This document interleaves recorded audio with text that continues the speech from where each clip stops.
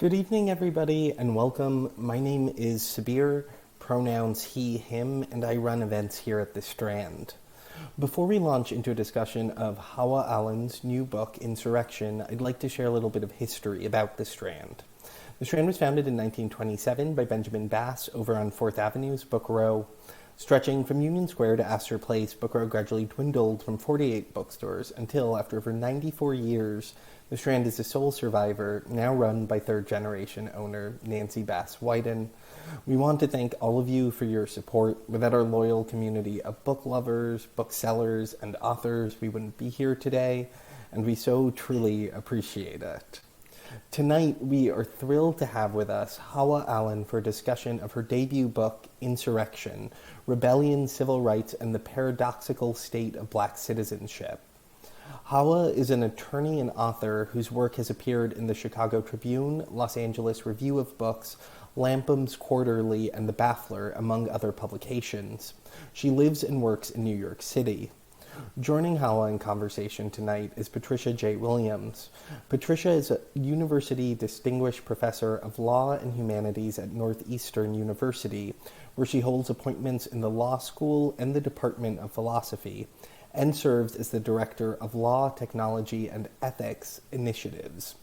She is a faculty affiliate at the Berkman Klein Center for Internet and Society and Professor Emerita at Columbia University School of Law.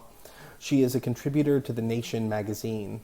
Her latest book is Giving a Damn, Race, Racism, and Gone with the Wind. So, without further ado, please join me in welcoming Patricia and Hawa to the stage. Good evening. It's such a pleasure to be here introducing and interrogating Hawa Allan, whom I first met when she was a student at Columbia University, and I believe she was there at the very beginning of the development of this particular book.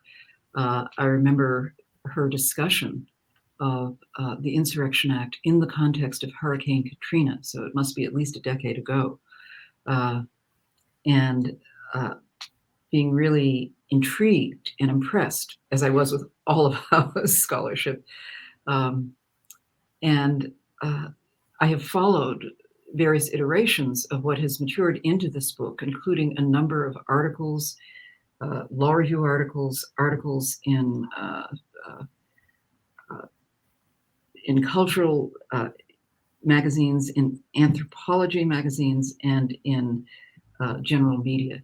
And it's been such a pleasure to watch you develop this theme into the book that it is, this extraordinary book that it is now. And so would you perhaps go through how your book began with that observation about what was happening in the wake of Hurricane Katrina, to the exploration of the very definition of insurrection and the fact that it actually does not have a statutory definition? Right. So essentially, I stumbled upon the Insurrection Act in my mission to figure out exactly why the federal government was so delayed in responding to Hurricane Katrina. So we all knew about the delays. We all saw Kanye West and Mike Myers on there on that Katrina benefit program, et cetera. So there's certain cultural memory of that moment, but what seemed largely misunderstood was why exactly there was a delay, other than perhaps certain suspicions about the urgency that the federal government might have to Black victims of disaster within the United States. So in looking into all of this, I saw that George W. Bush, who was president at the time, mentioned on the Oprah program that he wanted to send in federal help, as he called it, to New Orleans or on the ground in Louisiana, but he did not want to send them.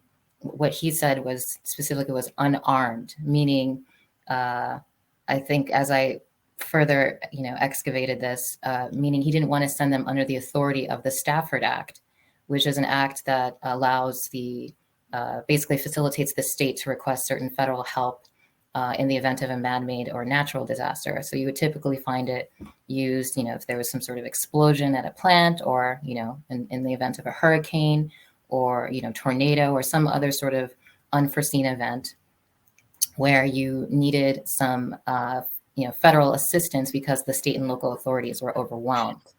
So you can deploy federal troops pursuant to the Stafford Act, but when they're deployed, they don't have certain powers that they would have, for example, under the Insurrection Act. For example, they wouldn't have the power to engage in searches of subjects or seizures of evidence. Essentially having this certain powers akin to what local law enforcement would have. So I believe that's what George W. Bush was referring to when he said unarmed, because he later said in his memoir called Decision Points that when he wanted to, when he received the request for federal troops and other assistance pursuant to the Stafford Act, he wanted to deploy them pursuant to the Insurrection Act, because there were a lot of rumors on the ground of excessive violence. If they turned out to be exaggerated and or largely false, a talk of rooftop snipers and rape and murder in the Superdome, which had ended up being a makeshift shelter for many of the mostly Black storm victims. So these were rumors that were being generated from the ground, especially in light of communication breakdowns after the storm. There wasn't really a reliable channel of communication from the state and local level up through to the federal level, or even on the ground amongst the state and local officials. So they're in that context, in order to be these, rumors of massive violence and essentially this imagination of a sort of effectively a Black uprising in the aftermath of the hurricane. So amid these rumors and these, which were repeated again by, for example, Mayor Ray Nagin, who was a mayor of New Orleans at the time, and also seemed to guide the response of Kathleen Blanco, the governor of Louisiana, who was the one formally making the request under the Stafford Act. In fact, she said during a press conference that certain National Guard troops that she was ready to deploy had M16s, and they were locked and loaded, and they're ready to shoot to kill if necessary. So the tenor of the response on the ground wasn't necessarily one about search and rescue in any event. However, when Kathleen Blanco made this request and George W. Bush was considering it, he wanted instead to deploy the troops pursuant to the Insurrection Act. Now, Blanco for herself did not want to honor it because it would strip her of her innate power as commander-in-chief of the state National Guard. And that's typically, it's the governor of the state who can make deployments of the National Guard and not the president. Sorry. No, and so the Insurrection Act really is designed to put down civil unrest. Yes. And it calls into question the contest of power between the federal government or the executive power of the president in contest with the executive power of the governor of the state, which is what she was really concerned about. Is that right? That is exactly right. I mean, under the Insurrection Act, the president can deploy federal troops and or federalize the National Guard, either unilaterally in the event that, federal law is being violated or certain constitutional rights of the, peoples in the state are being deprived and the state itself is unwilling or unable to enforce them. But it can also be invoked at the request of the state governor. So over time, as I go into in the book, there has been, both forms of this request from the state governor, and then also the sort of unilateral, deployment. So, the short story is that the governor and then President George W. Bush had this sort of federalist struggle back and forth over whether to ultimately, under what authority to send these troops. And in the meantime, you have people on the ground, suffering. And, the mostly Black population, they're being stigmatized in the meantime, as these, insurrectionists, right, or rioters. And it seems to me that's that's the real strength of your book, which, again, a statute that does not define insurrection, but refers to civil unrest. And what you do is pull out the instances, the very rare instances, in fact, in which the Insurrection Act has been invoked.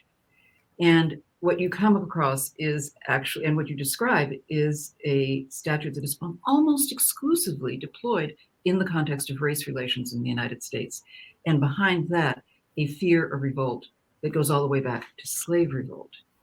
I was really struck by the instances that you list, from the Rodney King to the Watts riots, to Detroit, to Governor Wallace, and you cite two specific instances and two kinds of instances in which it gets deployed in response to fear. One is either to defend the rights of African Americans, or the other is to put down African Americans. But those two instances seem to be the almost exclusive instances of what has lived up to the definition of civil unrest. Is that is that a fair description of?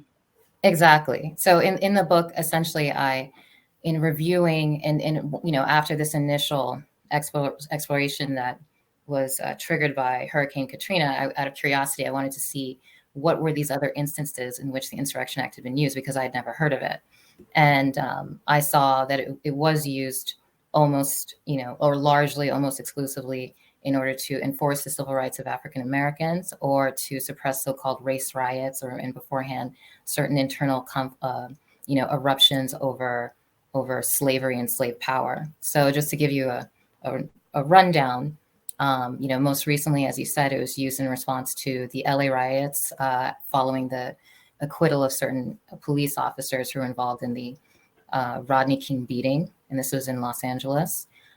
Before that, it was used in response to Hurricane Hugo. I don't know if many people have heard about this, but it was a hurricane that affected the U.S. Virgin Islands, and it was, in the book I discuss how a lot of the issues that arose with respect to Hurricane Katrina, when Bush thought about invoking the Insurrection Act, but ultimately did not, seemed to be mirrored in the situation with Hurricane Hugo, where you had a mostly Black population, you had white tourists who were fearing for their lives, you had a breakdown of internal communications on the island. In the midst of that, there were exaggerations of, the nature of the personal to person violence on the ground that ended up overshadowing the need for, search and rescue teams and actual material post-hurricane assistance. It was also invoked after the Martin Luther King Jr. was assassinated and the riots that occurred in DC, Baltimore, and Chicago, to respond to those riots, as well as the riots of 1943 and 1967 in Detroit. And then it was used as well during, in that rough, that general time period, to enforce the civil rights of, protesters who were attempting to march from Selma to Montgomery. So after that famous incident on, called Bloody Sunday at the Edmund Pettus Bridge, you then had an invocation of the act in order to use National Guard troops under federal command to make sure that the protesters could complete their march, their federally court-ordered or sanctioned march from Selma to Montgomery, right? It was also used to desegregate public schools in the South, in Alabama, Arkansas, and Mississippi. So those famous instances you see of, the Little Rock Nine, or James Meredith, attempting to register at the University of Mississippi. George Wallace's famous stand in the schoolhouse door. These were instances where the Insurrection Act was eventually invoked in order to facilitate the students' desegregation and entry into these schools. And then, there were moments that I, in this book, which were, I think were largely unknown, but there were certain Chinese expulsion campaigns in the Northwest, where, disgruntled white laborers basically violently moved out with their competitors, who were the Chinese laborers working on the railroads. And President Cleveland, Grover Cleveland, had to invoke the Insurrection Act twice in order to respond to these expulsion campaigns there. And if you just go further back, I'll maybe start off with the Nat Turner Rebellion, where there's some military historians who associate the Insurrection Act with the Nat Turner Rebellion, and then moving forward to what was called Bleeding Kansas, where there was a violent sort of battle between pro and anti-slavery, I guess we can call them activists in the then territory of Kansas, sort of battling over whether Kansas would end up being a free state or a slave state. And then I think you can arguably say, I wasn't entirely comfortable in saying this definitively, but now I'm getting much more comfortable saying that. You could arguably say that the Lincoln's deployment of militia to Fort Sumter, which marked the start of the Civil War, that was arguably an Insurrection Act invocation. But what I will say is that prior to the 20th century, tracking down the specific invocations using the language of the proclamations that were issued by the president becomes a little bit murkier than it is, in the 20th century and beyond, where the record keeping was much more precise and it was clear to see which statute was being referred to. So, for example, during Reconstruction, when Ulysses S. Grant, invoked the Insurrection Act in order to suppress, the extra legal terrorism of the Ku Klux Klan. In the book, I mark one instance where I believe it was the Insurrection Act, but thereafter, where there were a number of federal military deployments, I believe those deployments were made under the Enforcement Acts, which some of the language tracks the language of the Insurrection Act, but nonetheless, the Enforcement Acts were enacted specifically in response to KKK violence. There were 3 of them, and one of them actually is called the Ku Klux Klan Act, making it very specific in that case who the so-called insurrectionists were. So I essentially saw this pattern, and I saw that even though the Insurrection Act was very sparse, didn't really include the kind of verbose sort of definitions that you would see in legislation now. It's very, bare boned. So I say, I make this sort of argument that insurrection, the term, was not necessarily, or domestic violence or an unlawful obstruction, like the terminology they use there. It wasn't defined, technically in the way you would see now, but it was effectively defined in practice. And you can see how in that pattern you start to see, especially with respect to Black citizenship, this unstable portrait that is painted of Black citizens, right? Or at the very least, when you go further back, like this unstable portrait of the journey of Black people in America into, full citizenship, and how the Insurrection Act invocations represent these flashpoints alongside that journey that show just how violent this process has been. And one of the things that I think you did very well in this book is show the degree to which the invocation of the Insurrection Act is not always around violence per se. I mean, it is associated with violence, but it's also accompanied by fear of violence. And you mentioned imagination, exaggeration, just in what you were saying recently. But and to some degree, this is about the legislation of fear. And fear is so hard to bring in as an ingredient for us as lawyers, as legal analysts. I mean, it itself is undefinable, and yet it has this inarguable power in producing particular outcomes. And even if the law is more precise in today's world, it does seem to me that part of what you're describing in cases, modern cases like Trayvon Martin or Freddie Gray, or particularly Michael Brown, these images of the Black body, particularly Black men's bodies, as being larger than life, as being overpowering without actual being armed, as you pointed out earlier, is a significant ingredient of what makes this invocation both complicated and in tension with, I think at one point you put it, rumor as opposed to reality, or what makes rumor or turns rumor into reality and puts it in tension with the kind of ruminations that are national narratives that become something like the American dream. And I was wondering, there's a Right. lovely passage, if you would mind reading a little bit of your reflection on the notion of dreaming as you work it through this book. Okay. So this is a excerpt of a chapter called "They Will Bring a Mob Against You." And, I don't know if I introduced this, but, I interweave personal narrative with these sort of legal or the legal history of the Insurrection Act. So the portions I'm going to read are, representative of this personal narrative. The abiding myth of the United States is the American dream. Yet for every group within this country's borders, this dream has distinct subplots. I was not raised to envision the African American dream, the dream deferred, which is pursued nonetheless through faith in a higher power or willpower and resilience and determination to become at least twice as good. My dream, the mirage that I was lulled into, also emphasized hard work, but dangled the false promise that such work naturally would be rewarded roughly in correspondence to my talent and efforts. In other words, I was entranced into believing in meritocracy. This is a subplot called the immigrant dream, in which a cornucopia of opportunity is ripe for the picking by anyone who is hungry enough to sow their harvest. I sometimes think that my awakening from this dream would have been far less jarring if someone had pulled me aside and had the talk. Perhaps then I would have been more lucid in an African American dream, the dream within the American dream that is the most prevalent hallucination so many white Americans suffer from.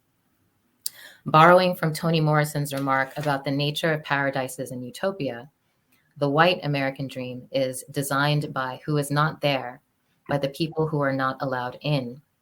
The dream of inclusion by way of exclusion was never mine, but it was one many ethnic whites I grew up around were sleepwalking in. And when our dreamscapes overlapped, it was the one in which they dutifully reminded me I did not belong.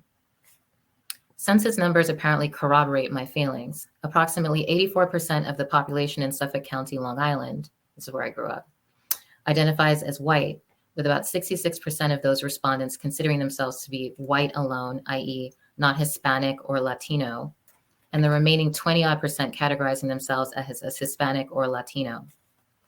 While just over 4% of census respondents identified as Asian alone, nearly 9% of Suffolk County's population identified as Black. In the zip code where I grew up, the present Black population is calculated at 1.6% of the total residing population. Now, I'm aware that the tiny number of Black residents in my neighborhood at the time of the meeting of those conspiring about how to drive us out from our homes did not necessarily correspond to the overall percentage of Black people in Suffolk County. But I'm also aware that our abstraction was not numerical. Our statistical presence was not at issue, only our perceived presence. Our families were indistinguishable to the white meeting attendees who were seeking to evict us. In their eyes, we were not distinct people with particular backgrounds and occupations, or humble and hardworking residents also striving to attain the American dream. We were instead synonymous with poor exterior paint quality or power lines or a highway or an unsightly yard or anything else that risks lowering home values. Our relative freedom within the American dream apparently had historically emancipated persons of African descent transformed from being designated as property into personal threats to property value. I was intrigued by your discussion of property, and I wonder if you could say a little bit about.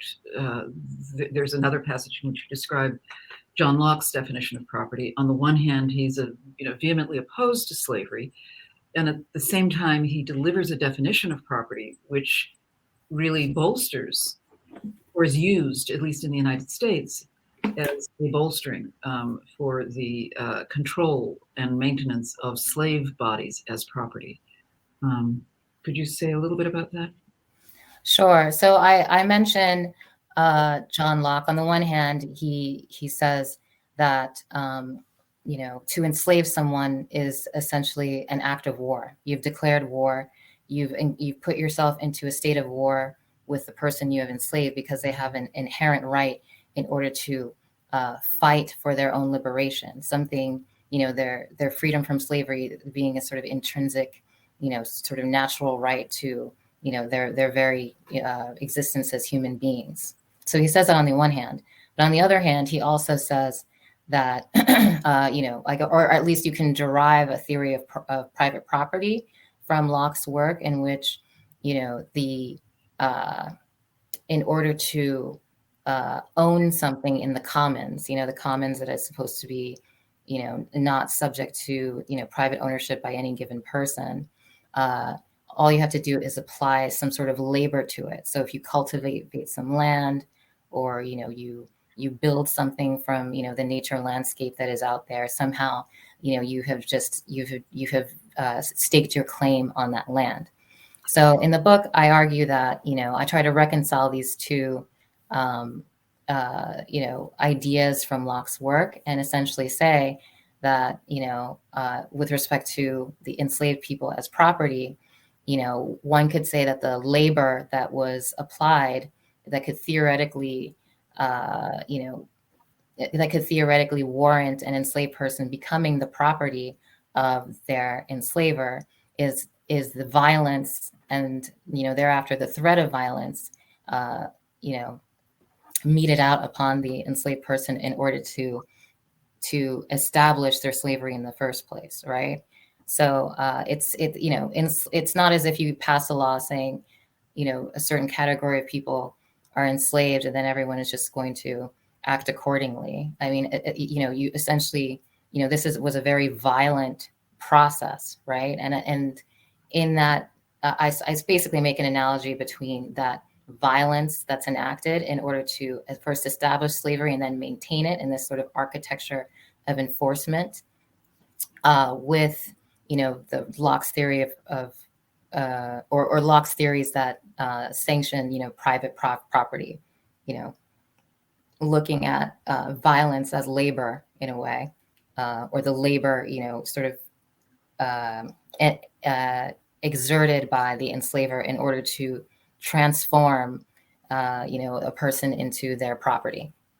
And you do a lovely job, I think, with the language as well, of how, that it wasn't just that, you mix your blood, sweat, and tears with the soil and therefore it becomes yours. It isn't just that you put an enclosure, but there's a mythology around it of rescuing the land from a state of barbarism, of rescuing the land from a state of nature that, as much as we exalt what's left of nature now as being under a present climate crisis, at that point in time, nature was perceived as the barbaric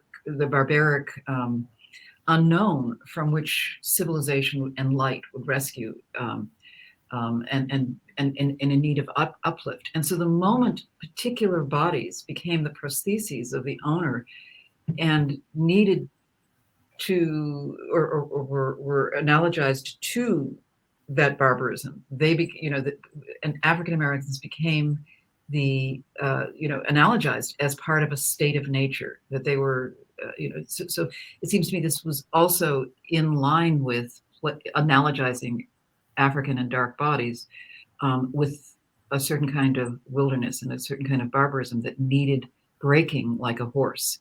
Exactly. And that the violence of transforming or rescuing right, exactly. That exactly. from the wilderness was part of the dehumanizing of African bodies. And when you look at that sort of uplift narrative, that necessity for Black bodies as being instruments of the transformation into property. They became tools like axes. Right, extensions of the enslaver, essentially. And the constraint of their humanity,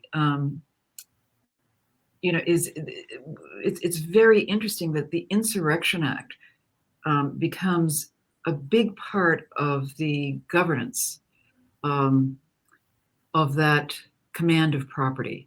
And you cite at one point the 1680 Virginia Act for preventing Negro insurrection. And it's the beginning of a series of laws that while styled as against insurrection, give rise to anti-literacy laws, mobility restrictions that give rise to migration restrictions against all kinds of people of color, about restricting congregation, that they can't gather in numbers, that slaves found lurking in obscure spaces can be lawfully killed. This gives rise to a series of constraints that resemble the Black Codes, that resemble Jim Crow, that survive over time in layers and layers of reinforcement that we don't associate with the fear of insurrection per se, but which are direct offshoots of that coded fear. Right. So what's interesting, in terms of the Insurrection Act and the fact that there's this pendulum back and forth, the pendulum, in my mind, is really linked to not only this, is linked to this antebellum history, right? And then you start to see reverberations of it in different iterations as you continue to move forward, and as I say, it seems like a recurring nightmare where you're living the same incident over again, but, there might be certain scenery that's different, maybe some different characters, but there's like this core element that continues to repeat. However, once you hit, post Civil War and you have the, period of emancipation, as which is like the demarcation between slavery into, freedom, right? The order changes, right? So the order that's being preserved during the antebellum period is a slavery order, right? Post, Civil War, there is this sort of freedom or, Black citizenship that is formally recognized.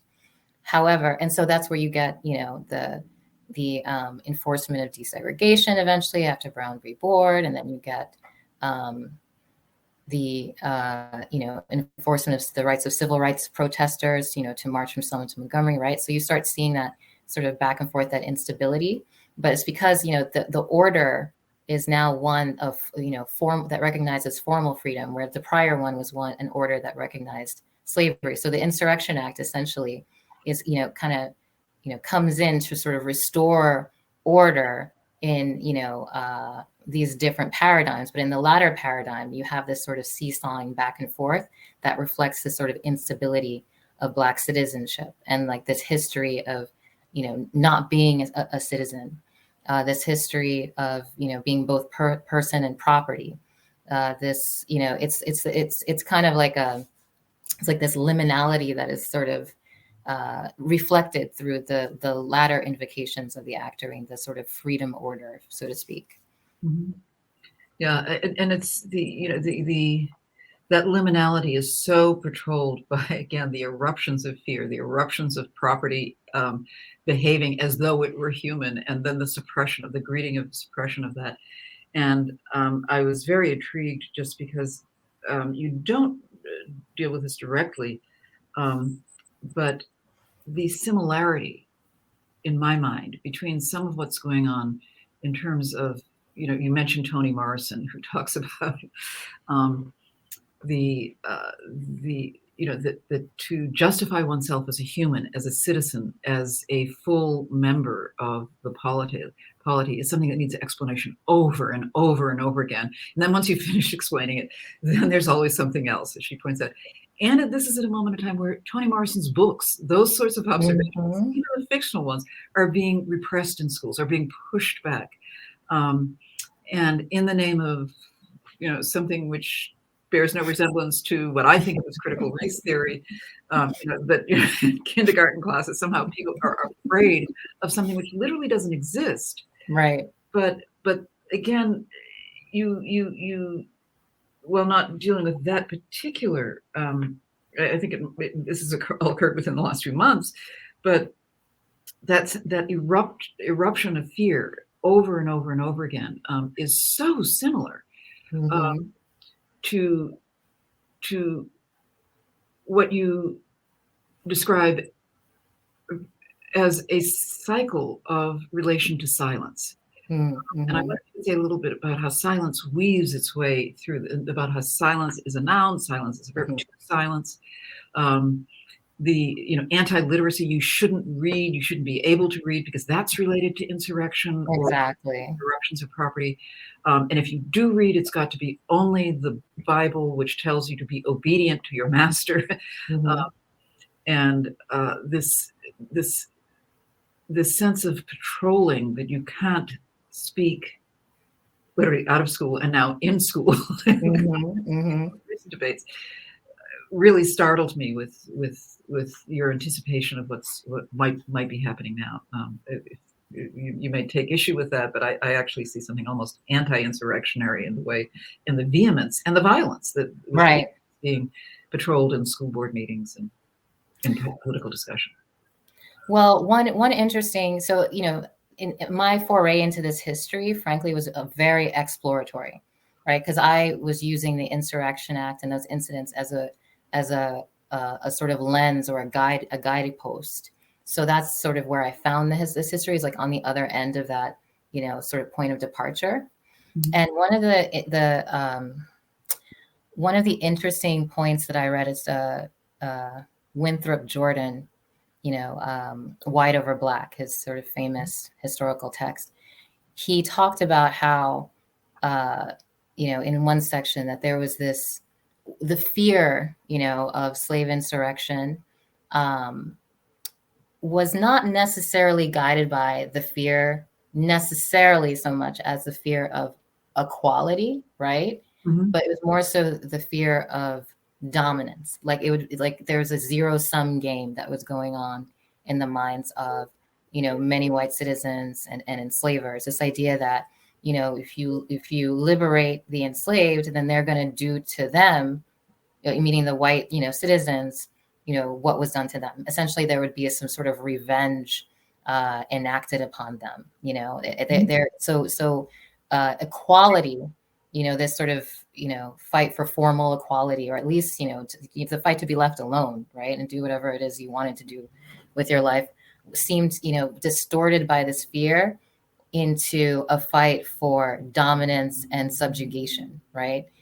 So this zero-sum game seems to be also reverberating throughout history, because now you have this contest between, considering history through the sort of origin story of enslavement and genocide versus an origin story of, freedom and liberation, revolutionary sort of liberation, and the progressive, entry of all peoples under that initial formative umbrella. However, it's like I think that those who are resisting what is now being called critical race theory, it's as if there's no tolerance for the origin story of slavery and genocide, because it's seen as a sort of flip, when it's again the zero-sum game where you can't expand your understanding of history by including this additional information and perhaps shifting your perspective in some way. But somehow now, white citizens, instead of being patriots, are going to be, terrorists and enemies, right? There's this sort of, zero-sum either or mentality going on. And that, in my mind, could very well be linked to that, initial fear, right? And then in terms of the silence, and the way the silence works, it sort of papers over this fear by putting certain, topics, out of the realm of discussion. So, for example, in the context of, the antebellum period during the Haitian Revolution, it seems as if there was a sort of moratorium on discussion, particularly in slaveholding states, of the fact that this revolution was occurring. And then even thereafter, when, Saint Domingo became Haiti, right? This idea of a free Black state was like this dangerous symbol, and it must be sort of not discussed, repressed, suppressed, right? So this fear and suppression go hand in hand, where like the fear leads to sort of suppression of open discussion and of information, essentially, even though everybody knows what's going on. There's this idea of like pretending that it's not happening in order to maintain that sort of semblance of order, which itself is formulated by violence and maintained by violence, and always threatens to erupt into violence, oftentimes, as I say, like in these sort of exceptional instances that are represented by the Insurrection Act, but also in various other conflagrations over history that sort of that someone decided didn't rise to the standard of an insurrection under that particular statute. Yeah, no, and your use of language is, again, so meticulous in terms of picking these sorts of definitional quandaries apart, in which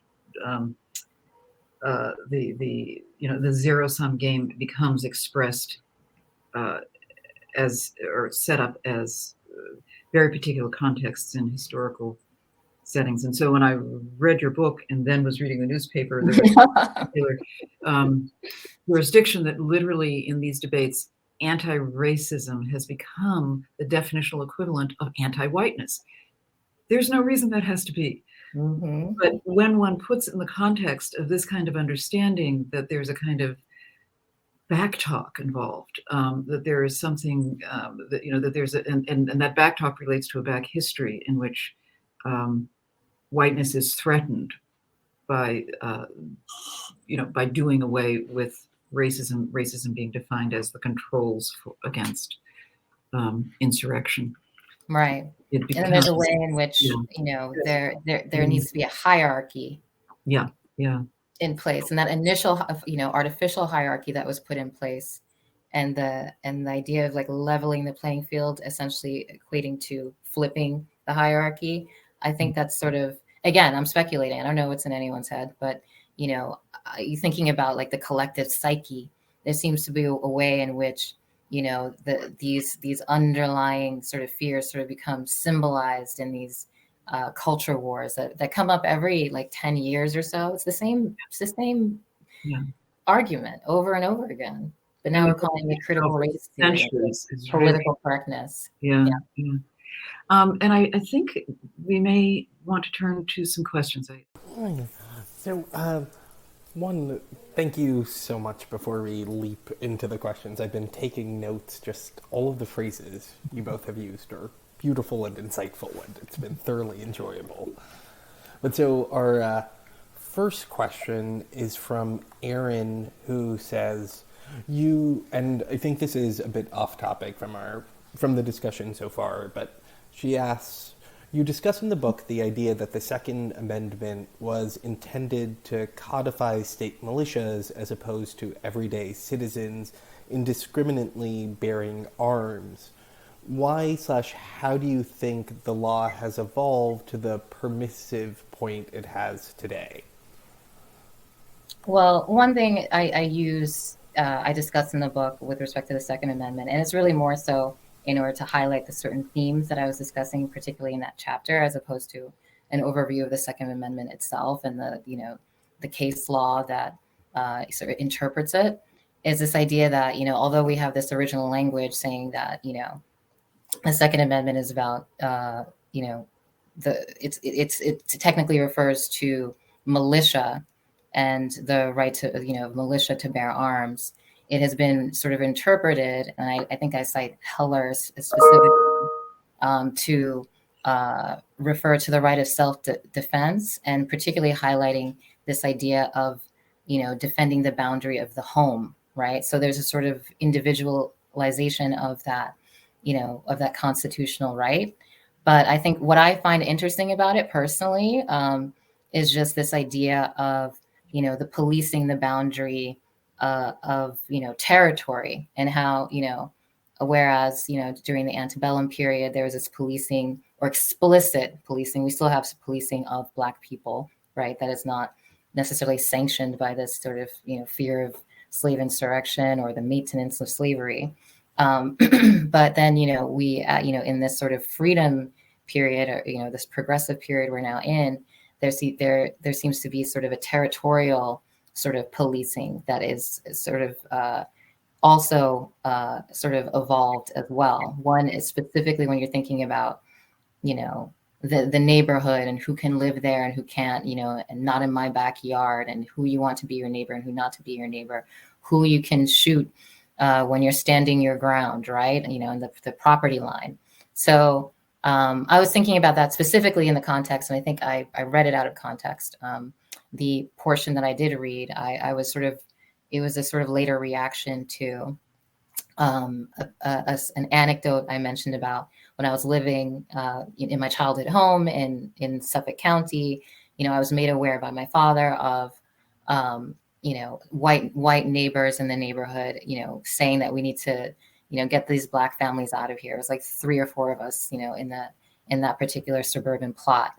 And I was thinking about, I was just sort of thinking about, the Second Amendment and the evolution into the sort of policing the territory of one's sort of home and hearth and self-defense in that context. And our next question is from Rabia, who says, you discussed how the Insurrection Act has variously been used to suppress African Americans, or in some instances, protecting their assumption of their civil rights. In relating that to your discussion about the legislation of fear, how do we think of laws that are used as needed to control Black bodies? What is the Black body's relationship to the legal system? Well, I think, if you read the book, I feel like my answer to that is really individual, as someone who, takes this sort of these interludes in between discussing these incidents and putting in my personal experience, right? And largely, I'm trying to, in doing so, I'm trying to sort of emancipate myself from this sort of generalized discussion of Black bodies, which of course is sort of reflected in this discussion of the Insurrection Act, but thinking, about my story and how I can sort of develop some narrative agency in light of this history, which, is very heavy and sort of, imposes itself upon us, in which we inherit and in which we are sort of stereotyped in ways against our will, largely, in which we have to sort of navigate carefully. It's like, how do we, how do we like personally experience this, these laws and this history in a way in which we're not just sort of burdened by it, but also sort of charting our own path, having our own dreams and realizing them. I mean, that's sort of like a sort of, I think that's the challenge that I give in my sort of personal anecdotes as I interweave them with this history. And, so I think the answer to your question is like, I don't have a definitive answer to that, but I think definitely in the book, I'm struggling with that question, but through my own individual experience, which I would like to give sort of prominence against this, these narratives that I'm dealing with in this larger history. That segues nicely into another question we had from Hassan, who says, you mentioned interweaving personal narratives throughout your historical and legal analysis. What led you to combining these genres? So that's an interesting question. Frankly, it was my editor at Norton, Elaine Mason, who suggested it. Because when I put together the proposal, I was thinking just in terms of the Insurrection Act and the pattern that I discovered. And I figured, that would be sufficient. But then she said, why don't, because she'd seen some other of my writing. And she said, you do this thing where you go back and forth between certain more sort of analytical writing or like these other personal narratives and things. So like, why don't you do that here? And that's exactly what I did. But what was interesting is that I then sort of ran into an issue that was really craft based in terms of how do I put all of this together, because it's like, it's not just thinking about what do I have to do with the Insurrection Act, but I was thinking about how could this sort of read in a way that wasn't so disjointed. By sort of having these, constant interludes. And the thing that struck me was that I'm going to have the themes hold everything together. So from chapter to chapter, there are certain themes that arise from these incidents, these Insurrection Act invocations that I discuss more or less in chronological order. And it's the themes that ended up holding together the material, I think. So, for example, the first chapter, which we discussed, we going into this sort of antebellum history, the theme was fear, right? And more specifically, the fear of slave insurrection. The second chapter, the theme was silence, and this, the Insurrection Act was sort of enacted in silence, so to speak, because there was no legislative history. But what else can we think about when we think about silence and how it plays out in this history? For example, the word slave and slavery were not specifically used in the Declaration of Independence or in the Constitution, but nonetheless, these were, inconvenient facts, despite the fact that these documents were really, about sort of articulating and implementing liberty for, the white citizens, the white patriots. The third chapter, I talk about cognitive dissonance. That's the theme that holds everything together. And that's a chapter where the focus is mostly the Civil War, so on and so forth. So, but in the end, I think that, and then my hope was that the theme would not only tie the material together, but leave the reader with a sort of feeling, right?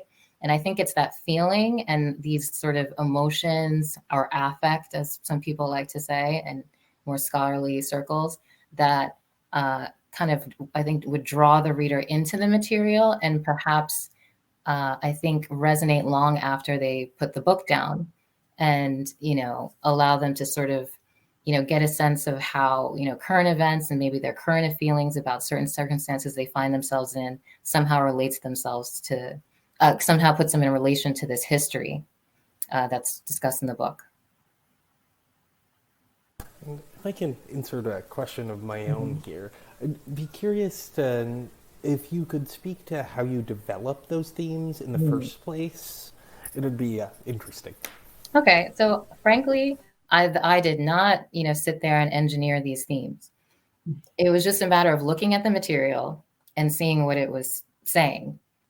Like what I wanted the themes to arise naturally and organically out of the material, because I didn't know any other way of doing it. So what I did first, so I had the Insurrection Act incidents, right? So I had those, more or less in line, and I saw that there was a sort of storyline, and in the storyline, I saw that there were sort of thematic resonances along the way that could sort of hold, these incidents together in a given chapter. So I sort of let the material tell me what the themes were, if that makes any sense. As opposed, I certainly didn't have the themes in my head, when I started, figuring out how to sort of piece everything together. And I think it worked out better that way because it ends up being a more natural sort of writing experience and hopefully a reading experience too. One that, I wasn't really trying to impose anything. I was more so trying to let the material sort of speak to me, so to speak. Thank you. Our next question is from Marcia, who asks, what drew you to looking at the Insurrection Act to begin with? So basically it was the Hurricane Katrina incident. I mean, I mentioned it somewhat in the beginning.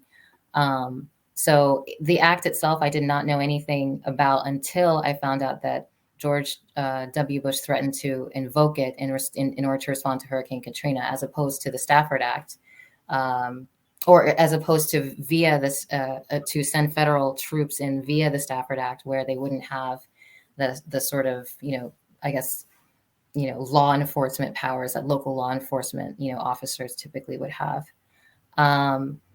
So that was my entree into the Insurrection Act in particular. And frankly, I don't know what led me to look and see what other incidents they were used in response to, other than just mere curiosity. So I kind of stumbled upon this. I was just sort of looking at the different proclamations, and then next thing I knew, I saw like all these major events in African American history, which was very shocking. So the pattern, just became very clear to me from that, from that exploration. And then our next question is from Liz, who asks, and this may be a bit abstract, but do you see something in the idea of insurrection as a metaphor or vehicle allowing for Black Americans to reclaim full citizenship today?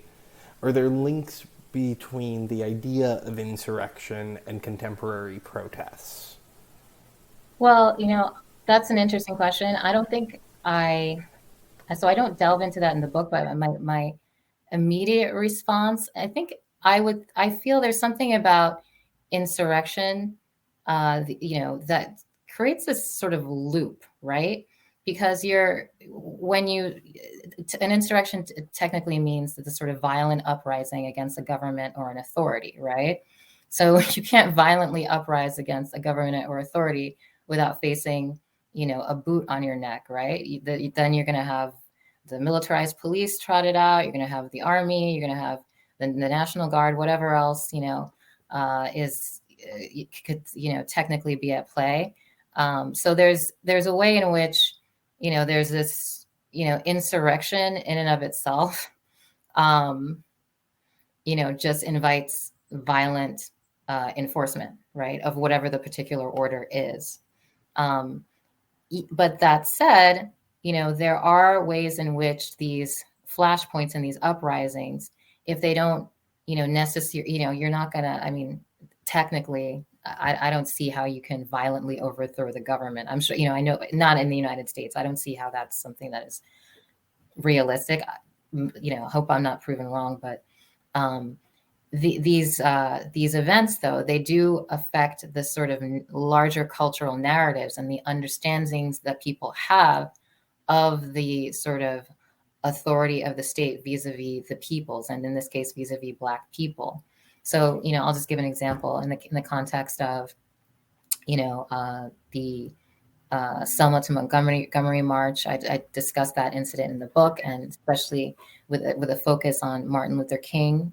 He's sort of the main character of that, one of the the primary character in that chapter, and how he was very well aware of the fact that in order to shift cultural narratives, particularly through the media, he understood that these sort of televised violent confrontations of the state officials and authorities between them and the mostly Black civil rights activists would then create a sort of ripple effect amongst the rest of the watching world, who would then wonder, what on earth is going on, right? There's a way in which the violence that's latent in sort of enforcing these, sort of orders, right? In that case, the sort of segregationist order comes to light through these battles, these violent confrontations, and with the televising of it, that's what then shifts cultural narratives, and that's what can then maybe start shifting people's minds, maybe more so than actually thinking you're going to successfully violently overthrow the government.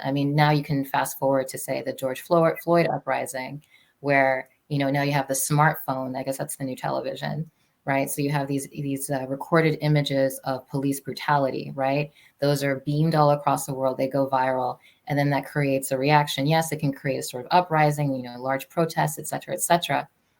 But really, there's that sort of the widespread and wide-scale display of this violence in and of itself, which starts to shift people's minds. And then you see, members of Congress sort of kneeling in kente cloths and whatnot, right? So there are these ripple effects that occur through these flashpoints that I think are more important than the tangible effect of the flashpoints themselves. We're just past the hour, so I'll ask one last question. What would you like the reader to take away from the experience of reading this book? Well, I think it's just more of an invitation.